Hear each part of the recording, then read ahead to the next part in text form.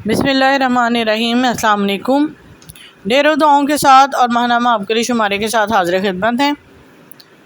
एक सबसे अच्छी खबर सबसे पहले देना चाहूँगी कि सितंबर के शुमारे में जल्द जो है आने वाला है और उसमें सबकी मनपसंद नक्श लाहौती नक्श 5वां शाया होने वाला है, तो मुंतज़िर रहें और इंशाल्लाह उसको ख़रीदें ज़रूर और उसको पुर भी करें। जैसे बताए गए तरीके के साथ हाजिर खिदमत होंगी जल्दी इसको लेके।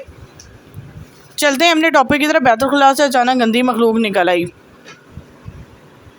मोहतरम हज़रत हकीम साहब अस्सलाम वालेकुम। अल्लाह ताला आपको और आपकी नस्लों को आबाद और शाद रखे, आमीन।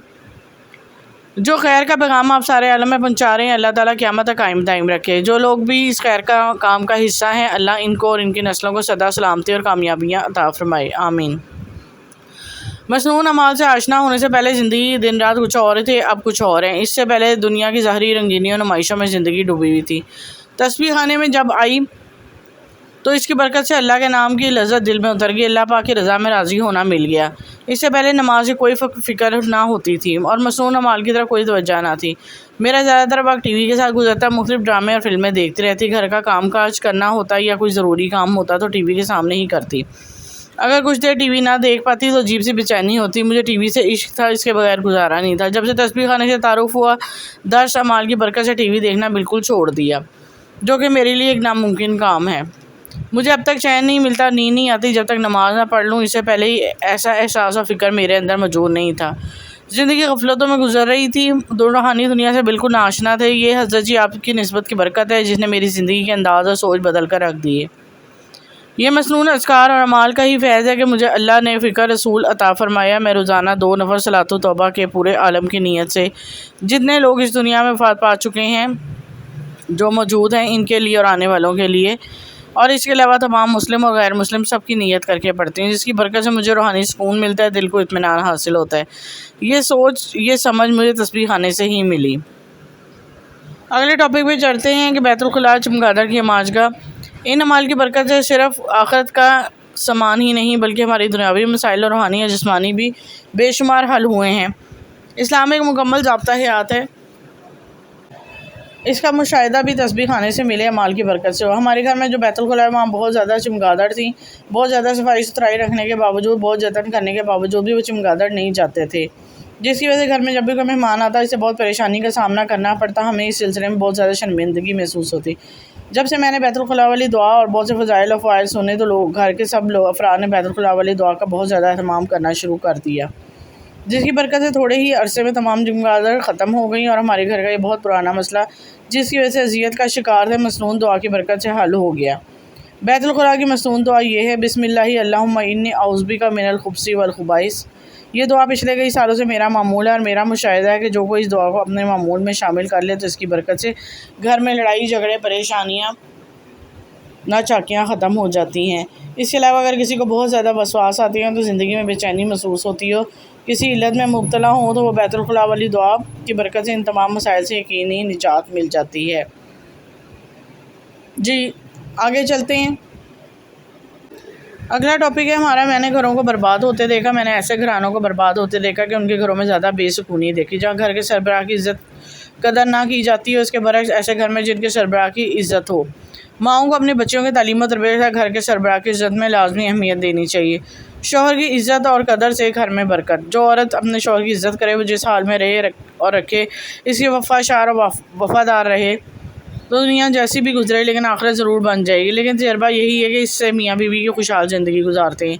लिहाजा मेरी बच्चियों से मिन्नत है कि अपने शौहर की इज़्ज़त करें, खिदमत करें। इंशाअल्लाह आपको इसमें नफ़ा आपके ज़वाजी और आखिरी ज़िंदगी में भी लाजिम होगा। शौहर चाहे आपके बेकदर ना करे लेकिन आपकी कदरदानी, तहम्मुल, मुखलिसाना रवैया और सब्र आपके शौहर को बदलने पर ज़रूर मजबूर कर देगा। आपकी मोहब्बत और सब्र पत्थर दिल शौहर को भी कुछ अरसे में मोम बना देगा। ये है इंतहाई सब्र आज़मा काम, जिसने कर लिया इसकी ज़िंदगी संवर गई। शौहर हमेशा के लिए फ़रिश्ता हो जाएगा। शैतान बहकाएगा, वसवास डालेगा, क्योंकि शैतान जिसका काम को करके सबसे ज़्यादा खुशी होती है सिर्फ़ और सिर्फ मियाँ बीवी की लड़ाई है। अगर एक हंसते बसते घर को उजाड़ कर शैतान बड़ा खुश होता है, मगर आपने शैतान को नाकाम करना है, अपना घर बचाना है, और ये सिर्फ सब्र और तहम्मुल से ही ممکن ہے اور مصنون اعمال کی پابندی کریں، گھر میں سنت کو رائج کریں، نماز قرآن کا اہتمام رکھیں، انشاءاللہ آپ کی ازدواجی زندگی ہمیشہ ہنستی رہے گی، بستی رہے گی۔